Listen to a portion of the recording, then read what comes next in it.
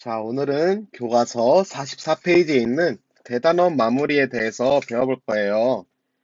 자, 첫 번째 작품, 모란이 피기까지는 김영랑 시인의 작품을 보기 전에 맨 위에 있는 회색 글씨 같이 한번 볼까요? 자, 다음은 봄에 피는 화려한 꽃인 모란을 소재로 소망의 실현에 대한 기다림을 표현한 현대시이다. 작가가 모란을 통해 자신의 소망을 어떻게 형상화하고 있는지 살펴보자 라고 되어 있는데 자신의 소망을 어떻게 형상화하고 있는지 생각해 보면서 작품을 같이 봅시다. 자, 모란이 피기까지는 나는 아직 나의 봄을 기다리고 있을 테요.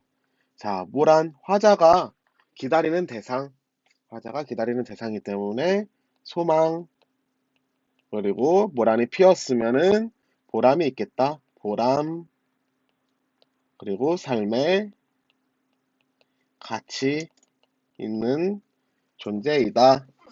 라고 생각할 수 있겠다. 그래서 1, 2행에서는 시적화자는 모란이 피기를 소망하고 있다. 라고 정리를 하면 되겠습니다.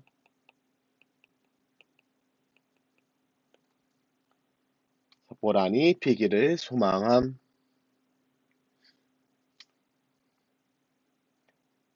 자, 다음. 모란이 뚝뚝 떨어져 버린 날, 나는 비로소 봄을 여인 설움에 잠길 테요. 여기까지. 자, 모란이 뚝뚝 떨어져 버렸대. 뚝뚝은 음성상징어인데, 음성상징어. 음성상징어를 통해서 이제 모란이 떨어져 버린 상실감, 절망감을 효과적으로 표현하고 있다. 효과적으로 표현.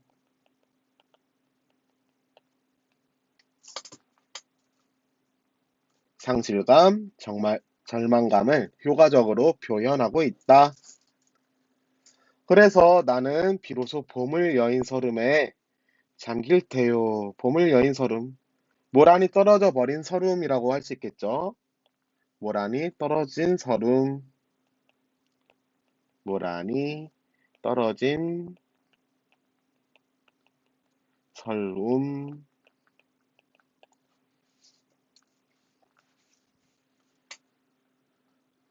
그래서 다음 이어서 5월 어느 날 그 하루 묻었던 날. 자, 5월이 됐어요. 5월. 묻었던 날. 자, 이제 봄이 끝나고 이제 여름이 시작되려고 하는 5월이 돼서 떨어져 누운 꽃잎마저 시들어 버리고는 천지에 모라는 자취도 없어지고 모라는 하나도 안 남고 다 떨어져 버렸다. 그래서 요 5월 묻었던 날은 봄의 막바지 또는 봄이 없어졌다. 봄의 상실이라고 할 수 있겠습니다. 봄의 막바지, 봄의 상실. 자, 넘어가서 뻗쳐오르던 내 보람 서운케 무너졌으니 모란이 지고 말면 그뿐 내 한 해는 다 가고 말아 360날 한양 섭섭해 오옵내다. 자, 여기서 뻗쳐오르던 내 보람, 모란이 피었을 때 내 보람이 서운케 무너졌으니 이 부분에서는 화자는 모란이 피었을 때의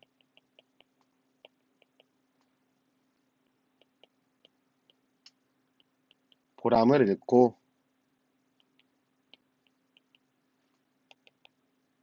보람을 잃고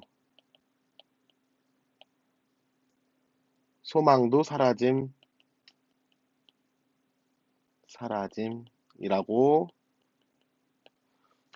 정리하면 되겠습니다.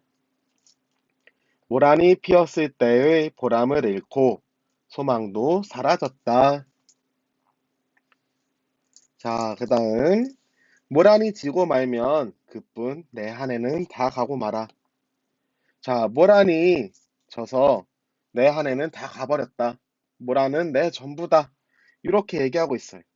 자, 그래서 여기서 모란이 화자의 전부이다 라는 과장적 표현이 사용되었습니다. 모란이 화자의 전부이다. 과장적 표현.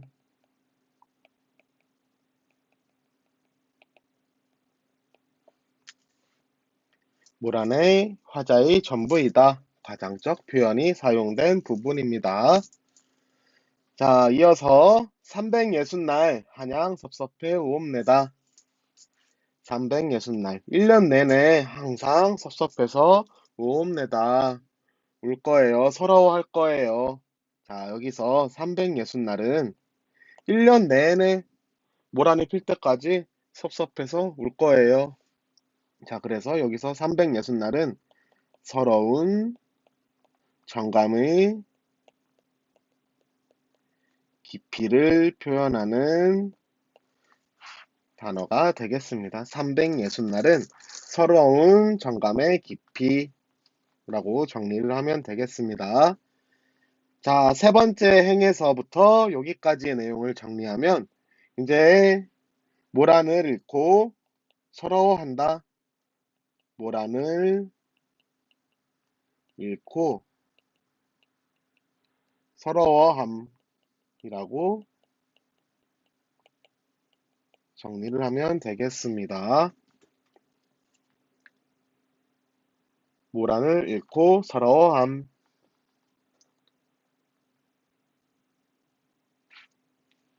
자, 마지막.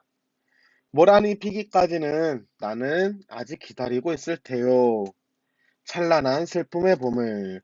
자, 요거 어디서 많이, 요 두 줄 어디서 많이 본 것 같죠? 그죠? 자, 첫 번째 행이랑 마지막 행이랑 유사한 수미상관의 구조. 수미상관. 수미상관의 구조를 사용해서 어떤 효과를 볼 수 있냐면 운율을 형성할 수 있다. 운율 형성. 자, 그리고 찬란한 슬픔의 봄을. 자, 여기서 우리 많이 배웠던 역설법이 여기 나왔네. 역설법. 찬란한 슬픔의 봄. 자, 그리고 슬픔이 찬란할 수 있을까? 자, 그렇죠. 보이지 않는 것을 보이게 만드는 관념의 시각화라고 슬픔이 찬란하다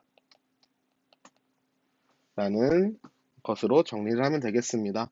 자, 마지막 연에서도 첫 번째 연과 유사하게 모란이 피기를 소망하고 기다린다.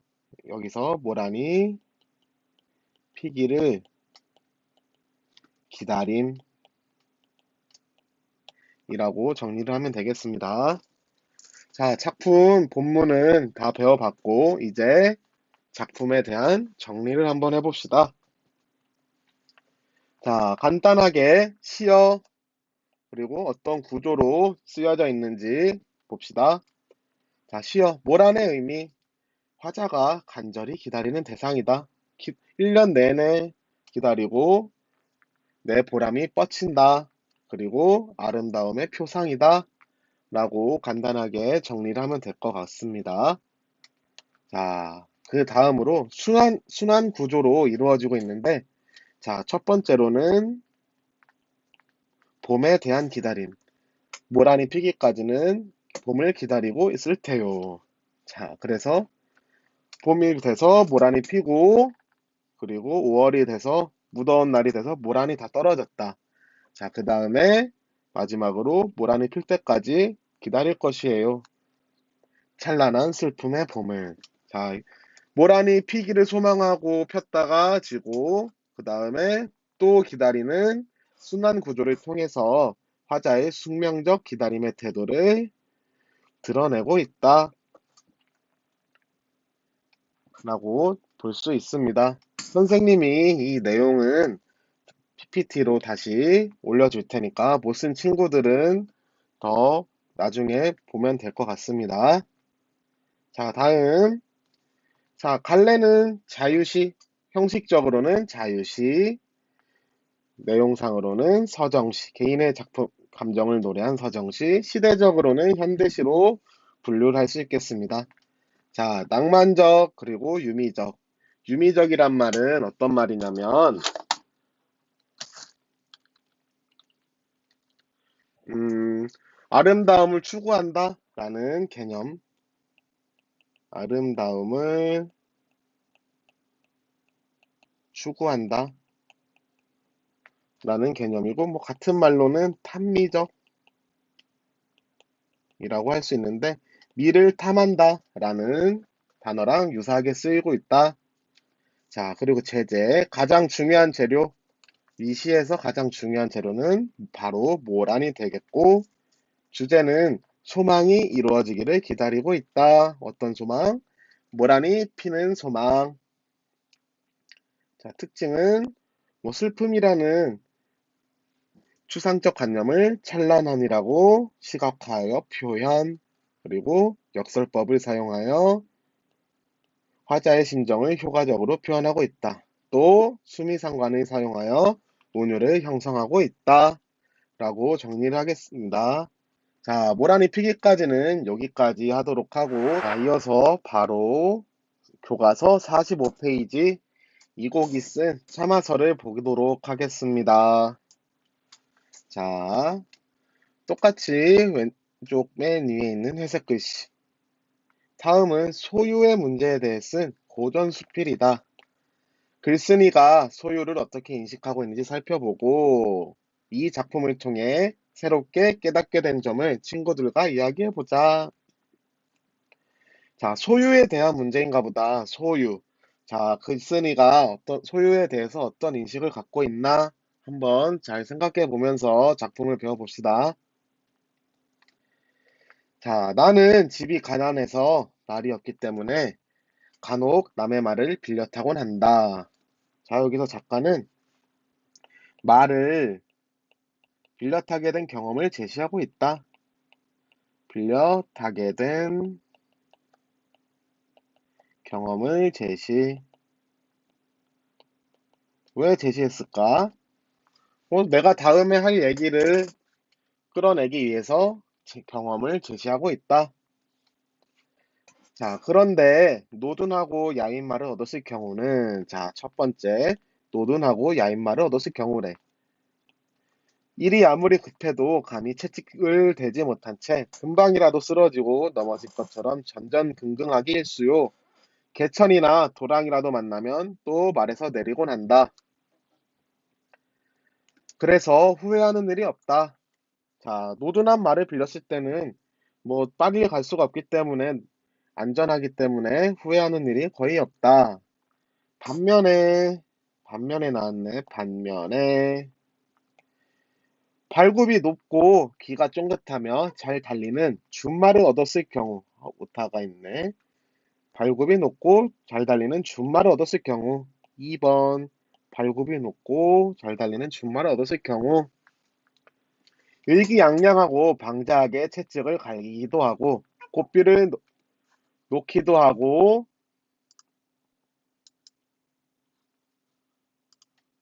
하면서 언덕과 골짜기를 모두 평지로 간주한 채 매우 유쾌하게 질주하곤 한다.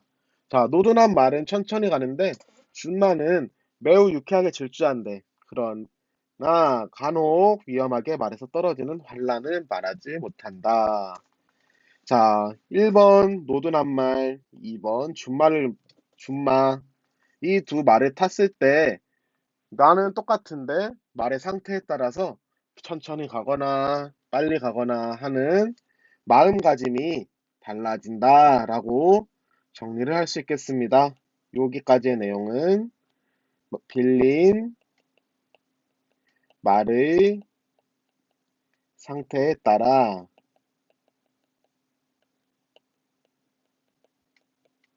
마음가짐이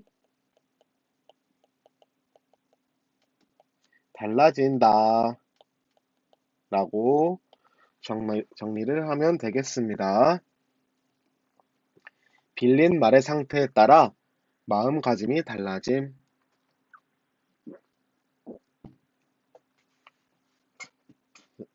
자, 다음으로 넘어가서 사람의 감정이라는 것이 어쩌면 이렇게까지 달라지고 뒤바뀔 수가 있단 말인가. 자, 이제 작가가 위에서 준마랑 노드난마랑 타고 깨달은 거야. 그래서 개인적 경험이 보편적 깨달음으로 변화하고 있다. 개인적 경험이 보편적인 깨달음으로 변화함이라고 정리를 하면 되겠습니다.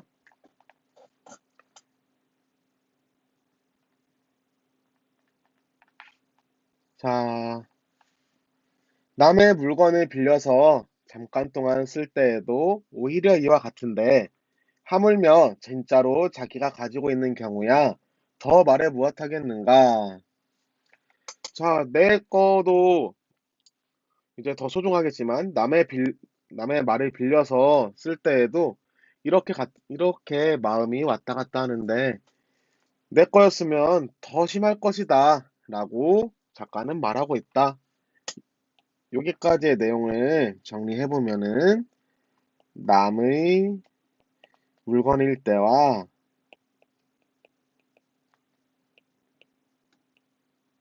자기의 소유물일 때와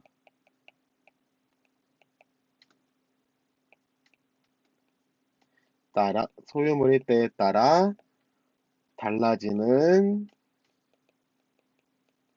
마음가짐이라고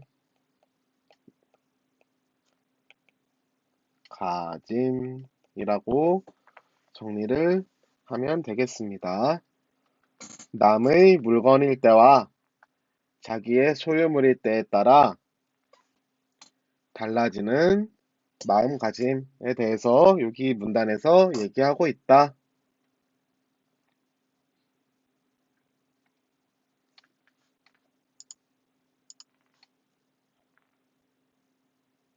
다음 넘어가서 그렇긴 하지만 사람이 가지고 있는 것 가운데 남에게 빌리지 않은 것이 또 뭐가 있다고 하는가. 작가는 이제 여기서 사람은 다 남한테서 빌린 거야. 가지고 있는 게 없다. 그래서 소유의 본질에 대해서 여기서 얘기하고 있어. 소유의 본질에 대해 얘기하고 있다.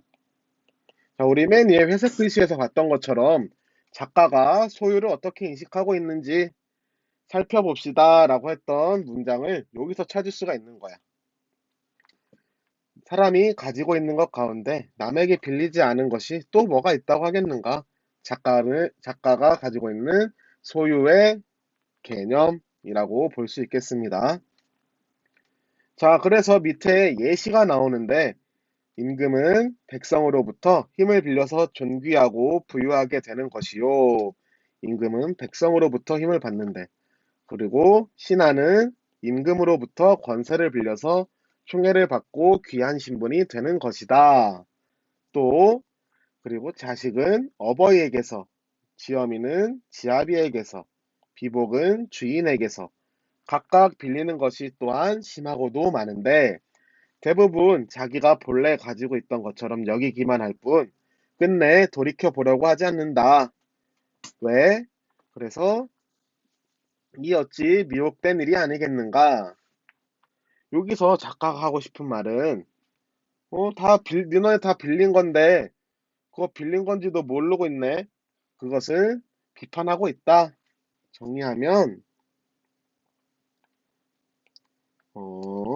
빌린 것이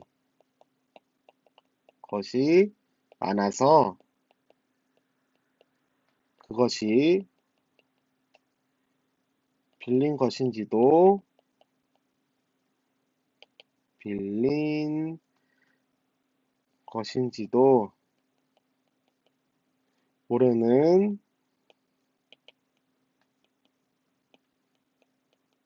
사람들의 그릇된 소유관에 대한 비판.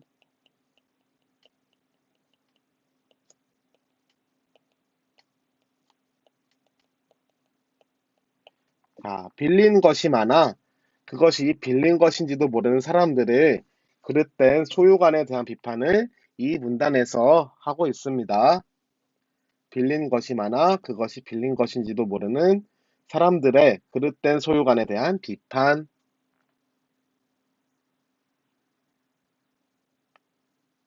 넘어가서 그러다가 혹 잠깐 사이에 그동안 빌렸던 것을 돌려주는 일이 생기게 되면 만방의 임금도 독부가 되고 모든 나라의 임금도 독재 정치를 하는 포악한 정치를 하는 군주가 되고 백승 백대의 수레를 가지고 있는 벼슬아치도 뭐 외로운 신하가 되는 법인데 더군다나 미천한 자의 경우야 더 말해 무엇 하겠는가. 자, 여기도 위에서처럼 예시를 들고 있다. 자, 맹자가 말하기를 맹자가 나왔다. 맹자의 말을 인용했네. 인용을 통해서 작가의 자신의 주장을 뒷받침하고 있다. 자신의 주장을 뒷받침하고 있다.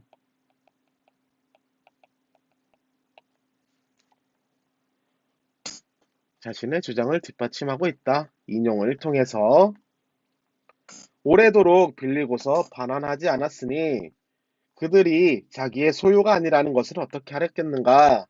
라고 하였다. 내가 이 말을 접하고서 느껴지는 바가 있었기에 참아서를 지어 그 뜻을 구현해 보았다. 자, 마지막에 작가의 지필 동기가 나왔다. 작가의 지필 동기.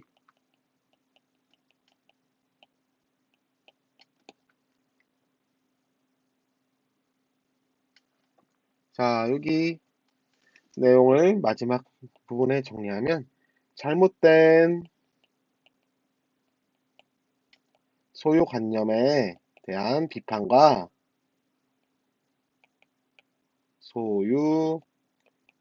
소유관념에 대한 비판과 지필 동기라고 정리를 하면 되겠습니다.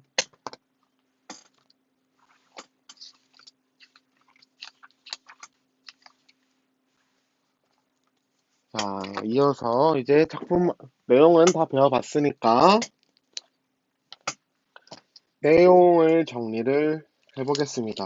글의 구조는 어떻게 되고 있는가? 아까 우리 사람의 감정이라는 것이 하는 두 번째 문단 봐볼까요? 아까 뭐라고 필기했었나 하면 개인적 경험이 보편적 깨달음으로 변화하고 있다라고 정리를 했었는데 그것에 대한 내용을 한번 정리해 보도록 하겠습니다. 자, 구조는 경험에서 깨달음의 구조로 가고 있는데 어떤 경험을 했었지? 넘어갔네.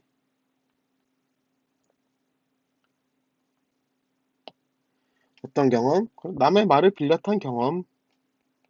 말을 빌려탄 경험. 거기서 어떤 깨달음을 얻었나? 우리 마지막에 정리한 것처럼 그릇된 소유관에 대한